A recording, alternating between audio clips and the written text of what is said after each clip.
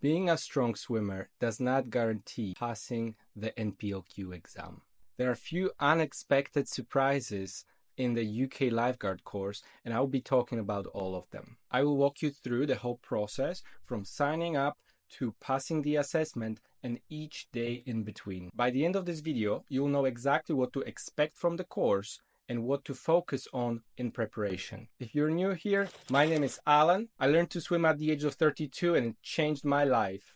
I just passed the UK Pool Lifeguard course by Royal Life Saving Society. This was by far the most physically and emotionally challenging week for me, and passing this exam at the age of 38 is a huge achievement for me. Considering where I come from and the challenges I had to overcome to do this, the tips I'm going to share here with you should not only inspire you, but also help you in moments of anxiety and doubt.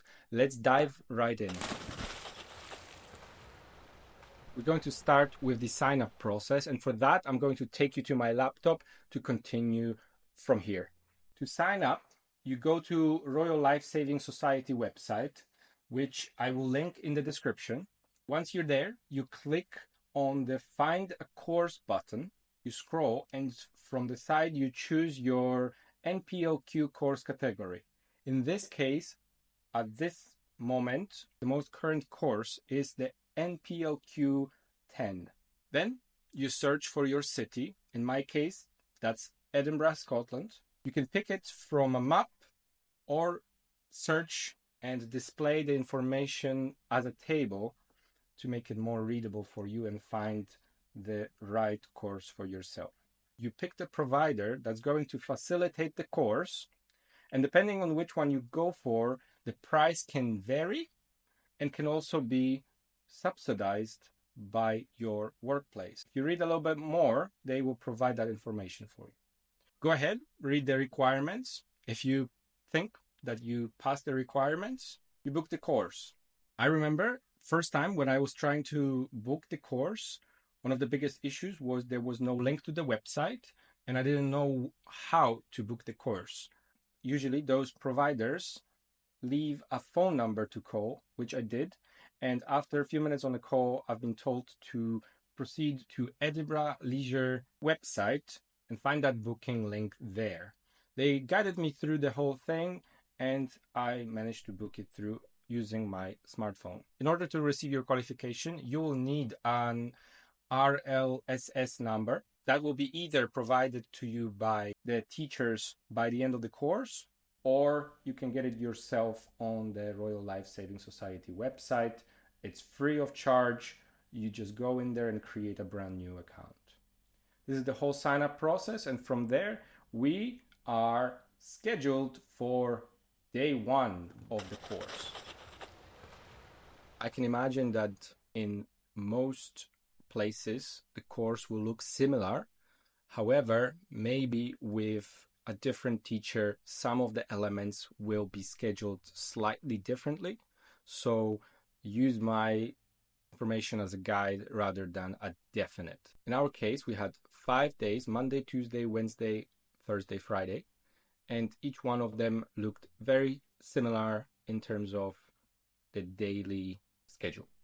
So on day one, we started, of course, with introductions with our two teachers and ourselves, short, brief info without too much fuss. We've all been given a manual, as you can see, NPLQ 10 manual, which helped us learn about the theory of first aid and swimming pools in general, the environment, the work that we are going to be doing, and anything in between. We've also been handed Aquatics Academy t-shirts from Edinburgh Leisure, which we had to be wearing every day in order to be a part of this elite group. And within minutes from the introduction, we headed straight to the swimming pool for our first practical exercises. We began from a little warm-up, few lengths of the swimming pool, in our case 25-meter swimming pool in a high school. And that was the first time I was swimming in a shirt and shorts at the same time. which was a little bit unusual, but wasn't as bad as I was kind of imagining it be. So during the warm-up, I was feeling fairly confident and looking around the people and trying to judge where do I stand in comparison with all of them. Considering the fact that most of the other colleagues were very young, between 18, 19, 20 years old, I felt a little bit behind in terms of speed. Now, in terms of ability, I was feeling fairly confident until I've been asked to do a side stroke. So if you've never tried a side stroke before, it's a staple of lifeguard life, I would say, because you need to be able to tow someone with one hand and bring yourself back to safety with the other. I've never practiced this, and straight away I started struggling. Just after a few minutes, I said to myself, that's it. I can't do this. I never practiced this, and if I head with my terrible side stroke to the deep water, I'm going to drown. So I better not do it. And that was the moment where I wanted to leave immediately. That was the first time, and so quick that I thought, that's it, it's over. I cannot do this. I'm not going to be able to do this. I simply stood up in the shallow end and started walking towards the exit whilst summoning one of the teachers. And she asked, what's going on? And I said that I have not prepared myself for a side stroke because it doesn't say that on the website, and I've never practiced this in my life, and I don't know what to do. And she was kind enough to tell me how to swim the side stroke. I asked a few questions in terms of where to place my arm, how to do it, and it worked. I didn't need much to be able to get it, but it was not perfect. It was not fast in any way, which would prove problematic during the course of the week. But at least I was able to perform that basic stroke in order to continue and not have to go home. But I'm saying this to you simply because that was the first moment where I clearly saw that I'm lacking. We'll get back to that. Right after the warm-up, we went to timed swim runs. That was simply to test us on our physical stamina and competence. The timed runs involved doing a 20-meter sprint and then a 20-meter back tow with a side stroke holding a person by their chin. You have to perform that within 65 seconds. And once you do, you have to do another run, which is another 20-meter sprint, and then 10-meter tow in a side stroke again. Now, this was demanding on everyone. I'm not going to say that people were flying through this. Now, obviously, some people were doing better than others because they were really fast and really strong swimmers.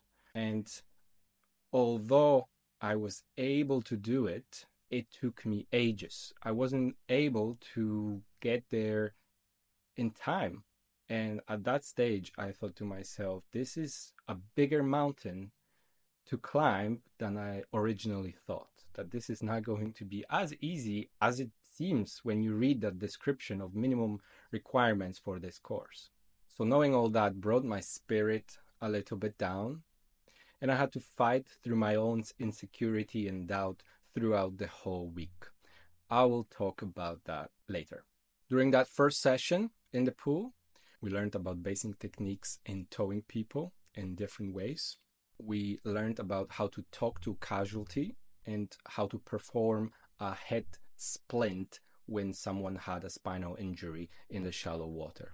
What I found was that swimming in shorts and a t-shirt is not too difficult to do, but it makes you feel cold because you have all these wet clothes on you and they're not super comfortable. I was also wearing goggles because you're allowed to do that, but I'll tell you later why it is not a good idea.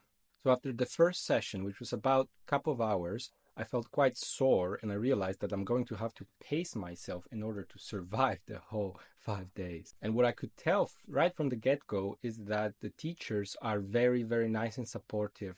And no matter how difficult it will get, at least they are the biggest reason why I would be able to make it through to the end. After the first session in the swimming pool, you head back to the classroom and you start learning about theory.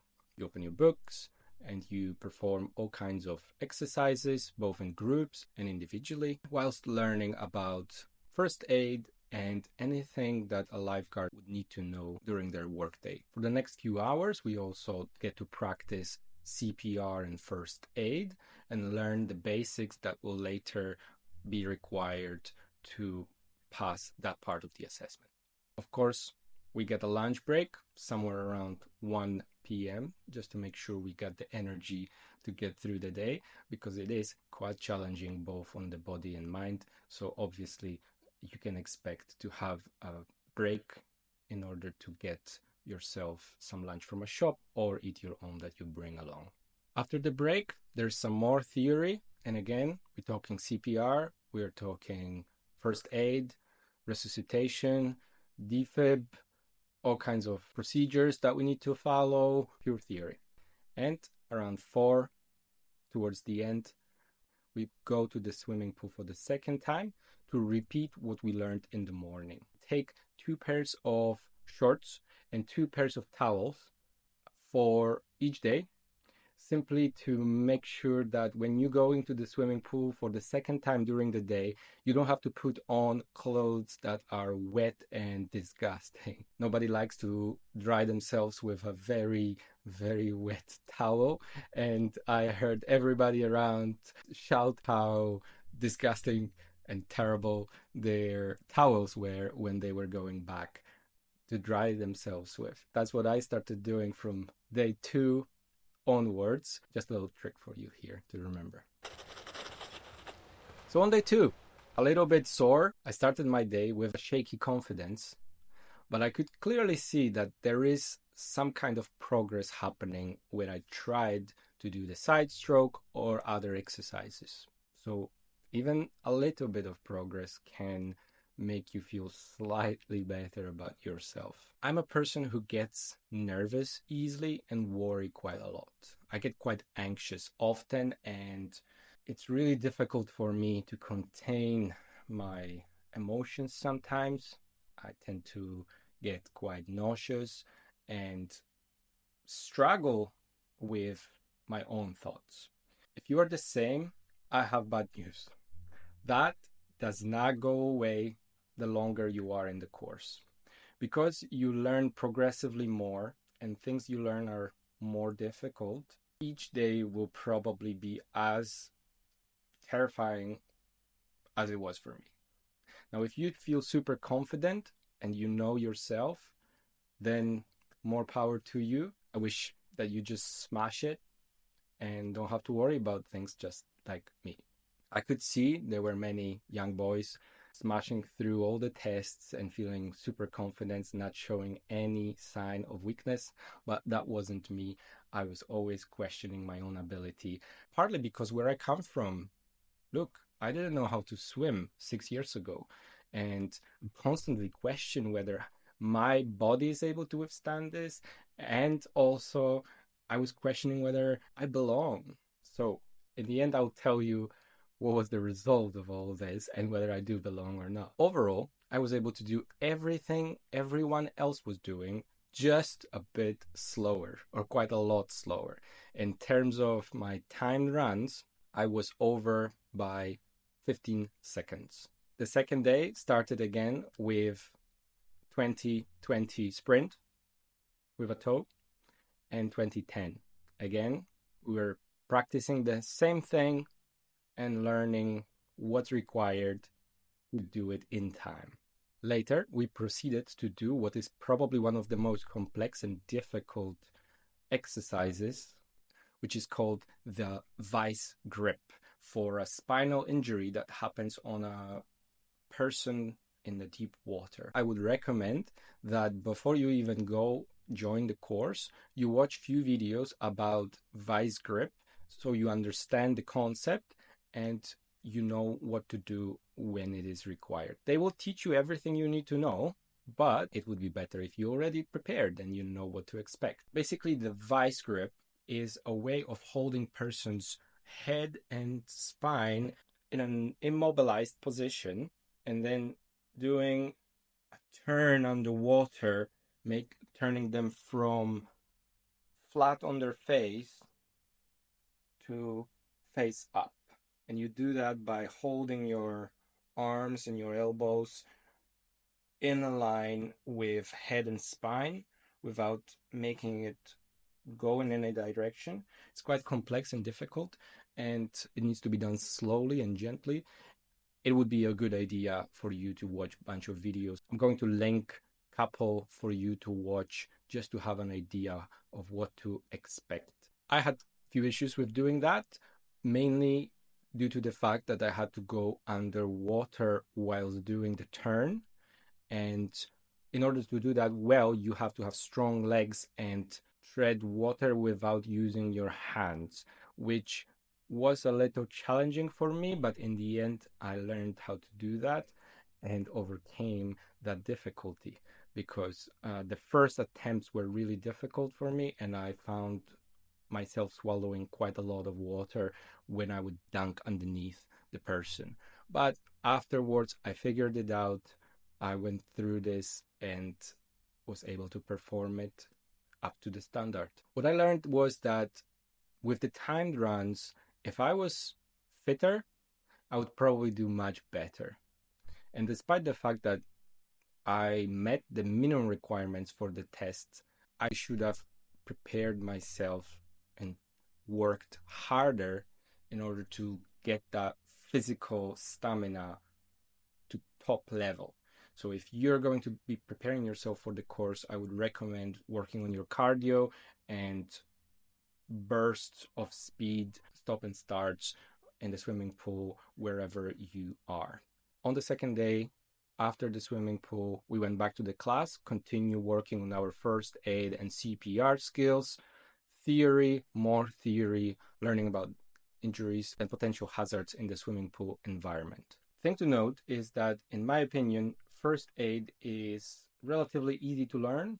All you got to do is pay attention and practice. As with every classroom environment, we had some people that were a little bit distracted and didn't pay much attention, which could potentially affect their ability to pass the exam.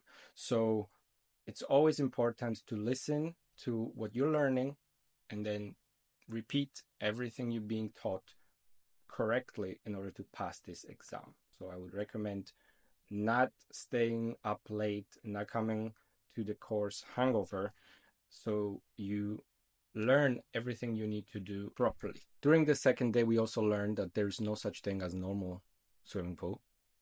There are so many different variations of the swimming pool in the world. We saw videos about how easy it is to miss someone getting underwater and how serious this all is. During the second round in the swimming pool, my body was already aching.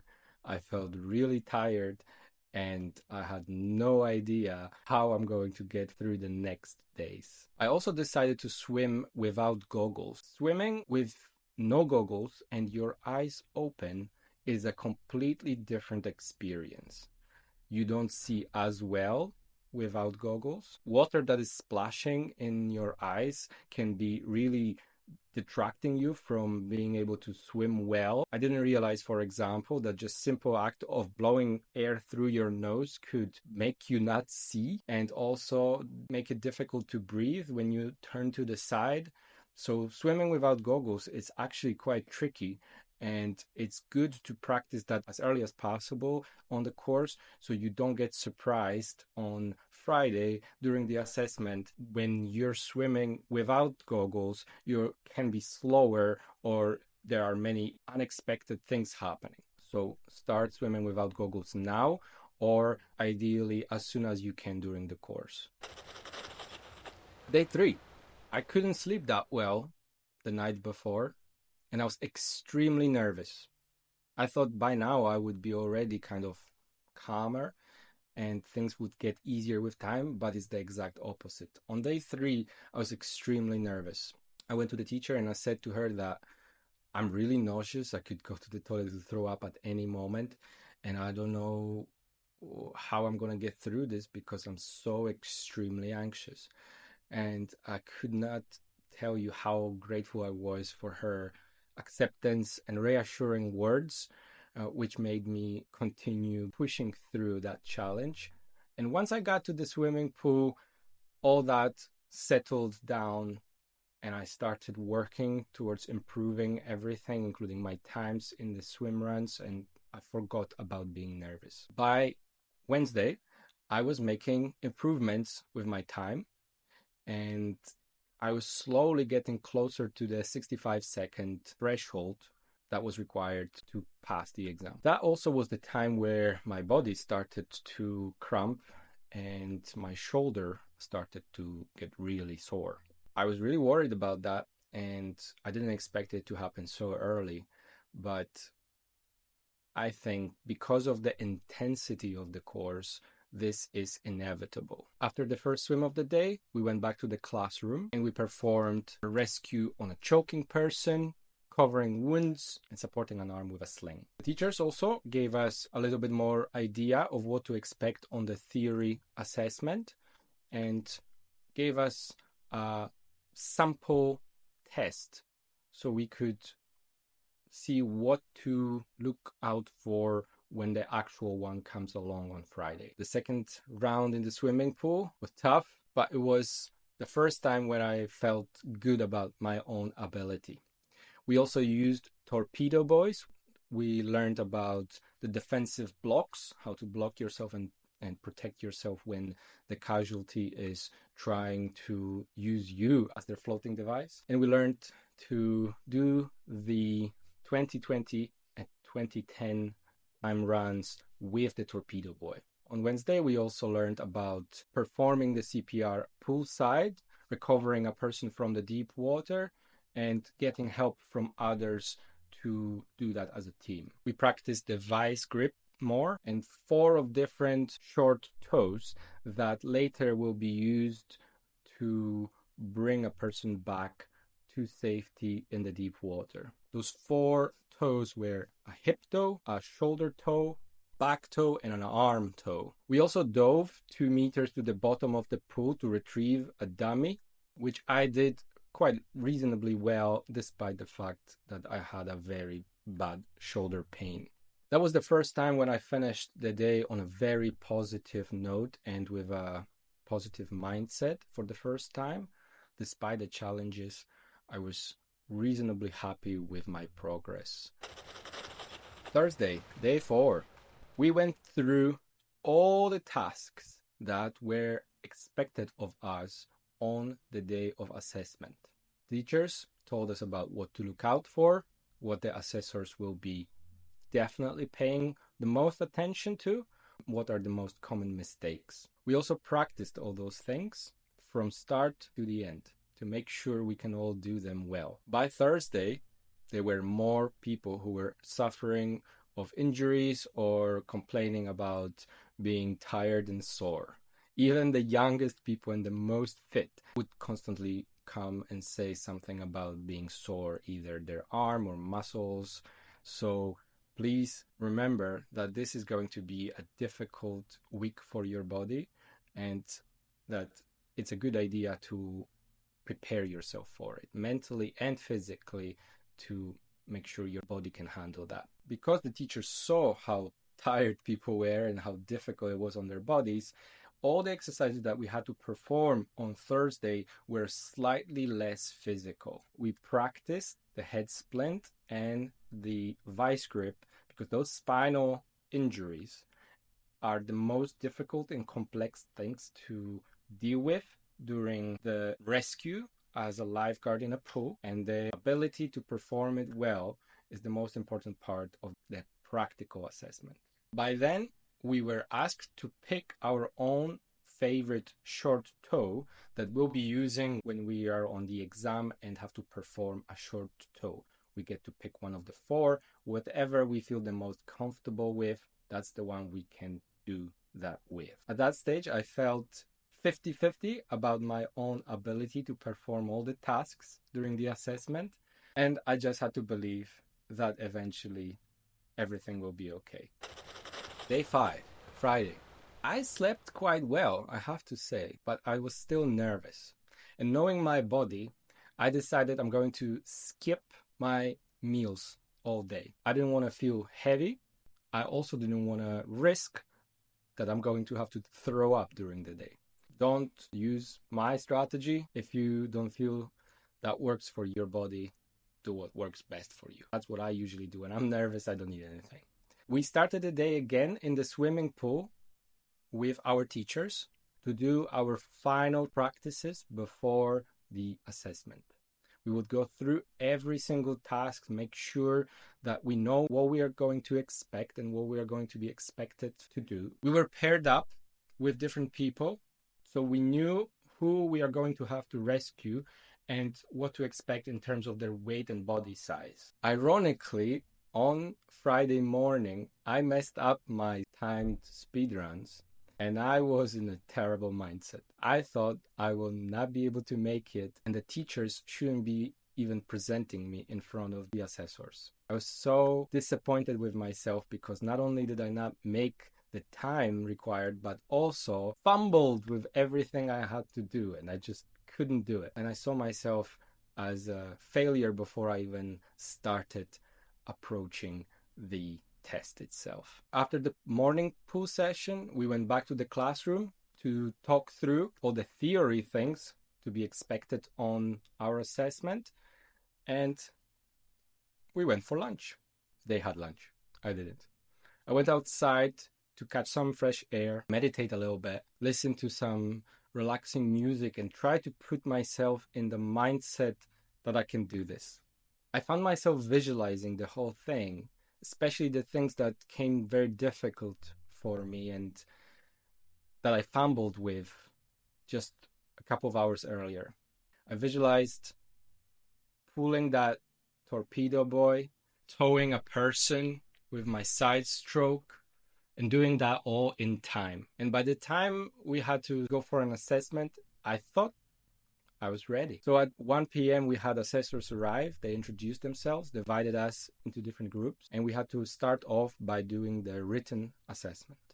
There were two parts to it, one about the swimming pools and the lifeguard job, and the other one about CPR and first aid. We haven't been told the result. We would have to wait for the results until the end.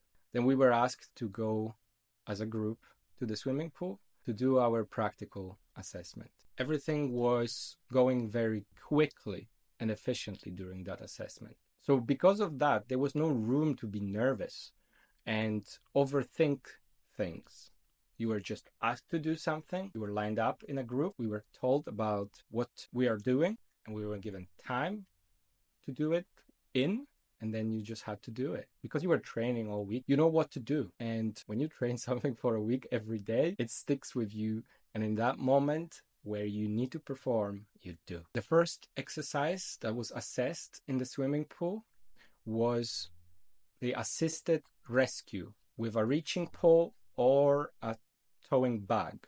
Next, we proceeded to defensive block using a torpedo buoy. We went to the deep water and we had our casualties trying to jump us as we were getting to them. And we used our torpedo buoys to push them away and then bring them through to safety after. Next, we were supposed to use one of our 4 short tows to recover a casualty from the deep water, then dive to the bottom of the pool, recover a dummy, drop it, and head to a person who pretended to be unconscious, flip them around on their back, bring them to the side of the swimming pool, and with the help of a colleague, perform a poolside CPR, ending with a recovery position. After that, there was no time to waste, and we headed straight for the timed runs. We had to do our 20-20 with a torpedo buoy and 20-10 doing the chin back toe side stroke. Again, we haven't been told our times. However, because I didn't fumble and because I kind of knew how well I went, I had a suspicion that I just made it in time. I wouldn't know until later, though. After the timed runs, we had to go back to the deep water and perform the vice grip, which was a little bit nerve-wracking. But again, because of the efficiency of all the tasks, we didn't have an opportunity to overthink this. Lastly, we finished in the shallow water where, as a team, we had to perform the head splint, stabilization of a casualty, and then bringing them out of the swimming pool. After that, we were asked to get changed and come back to the classroom without being told what the results are. For me, by then, the result of the actual assessment didn't matter anymore because I already felt accomplished. I got all the way to the end, and it was very, very big achievement for me. When we got to the classroom, we were already greeted with the dolls on the floor where we had to perform tasks in terms of CPR and first aid. The first one was performing a CPR on an unconscious person, where one of our colleagues would be taking over the compressions after a while. Then we had to perform a CPR on a baby or a child. Next test was choking rescue, loss of consciousness, and performing a CPR on that person. Following that, we had to perform a second survey. Next, we had to treat fractures and cuts, and following that with a treatment for a shock. Another thing that we had to showcase was how to treat someone with an anaphylactic shock, which is basically when somebody has an allergic reaction like a peanut allergy and has to use an EpiPen. And that was it. We were asked to tidy up after ourselves and wait for results. After a few minutes of uncertainty, the assessors came back to the room and announced that we can all be happy because we have been all successfully passed. We were told that our certificates will arrive via email, and I couldn't believe that I passed. I started to thank everyone who was supportive and helpful during this experience for me, and I just couldn't get my head around that it's over. I hope it won't be as intense for you as it was for me, and that the information I'm giving you here will somewhat help you make it less stressful, less physically demanding, and just overall easier when you gotta do it. And after all, once you've done it, make sure you come back and drop me a comment when you pass. Until then, I'll see you in another one. It's soap opera stuff. Look, I don't need this.